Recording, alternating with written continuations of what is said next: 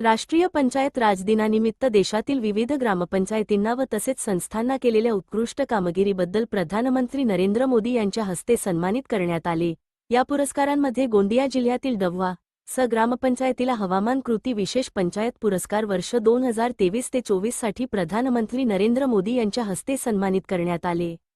राष्ट्रीय पंचायत राज दिन वजा 2025 निमित्त मधुबनी बिहार येथे पंचायती राज मंत्रालयाकडून हा पुरस्कार सोहळा आयोजित करण्यात आला होता।